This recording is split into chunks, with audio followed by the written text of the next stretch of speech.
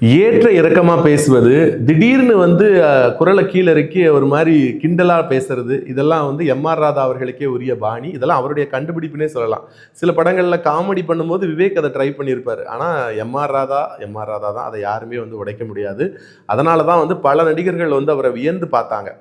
பாகப்பிரிவினை படத்தை தெலுங்குல ரீமேக் பண்ணும்போது சிவாஜி கேரக்டர் நடிக்கிறதுக்கு என்டிஆர் ஓகே சொல்லிட்டாரு. ஆனால் எம்.ஆர். ராதா கேரக்டர் நடிக்கிறதுக்கு ஆளை தேடி கஷ்டப்பட்டிருக்காங்க, யாருமே நடிக்க முடியாத அந்த அளவுக்கு அப்படின்னு சொல்லியிருக்காங்க. ஹிந்திலையும் திலீப் குமார் பேசும்போதும் எம்.ஆர். ராதாவுடைய அந்த கேரக்டருக்கு ஆள் கிடைக்கிறது வந்து ரொம்ப கஷ்டம் அப்படின்னு சொல்லியிருக்காங்க. அந்த அளவுக்கு வந்து பார்த்தீங்கன்னா அவருடைய அந்த பேச்சு தமிழ், அந்த காலத்தில் எல்லாரும் உரைநடை தமிழில் தூய தமிழில் பேசிட்டு இருந்த காலத்தில் அவர் ரொம்பவே வந்து அந்த கொச்சை தமிழில் அந்த ஊர் ஸ்லாங்கில் வந்து அதிகமாக பேசுவார். அதுதான் எம்.ஆர். ராதா அவருடைய ஸ்பெஷல்.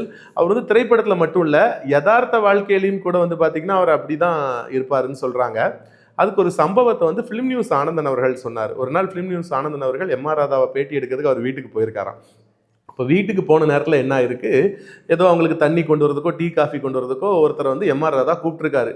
ரஷ்யா டீ கொண்டு வா அப்படின்ட்டு இருக்காரு. இவருக்கு ஷாக் ஆயிட்டான். என்னங்க ரஷ்யான்னு சொல்கிறீங்க, பேர்லாம் ரஷ்யான்னு வைப்பாங்களா அப்படின்னு கேட்டவுடனே, ஏன் நீங்கள் பழனி சிதம்பரம் அப்படின்லாம் வைக்கும்போது நாங்கள் ரஷ்யான்னு வைக்கக்கூடாதா அப்படின்னு சொல்லியிருக்காரு. இதையே வந்து பின்னர் ஒரு திரைப்படத்தில் கவுண்டமணி வேற மாதிரி சொல்லியிருப்பாரு. ஸோ இந்த மாதிரி அவருடைய யதார்த்த வாழ்க்கையிலும் சரி, திரை வாழ்க்கையிலும் சரி, ஒரே மாதிரியான ஒரு வெளிப்படைத்தன்மை கொண்ட நபராக இருந்தவர் தான் எம்.ஆர். ராதா. இப்படி இருக்கிறவங்க வரலாற்றில் வெகு சிலர் தான்.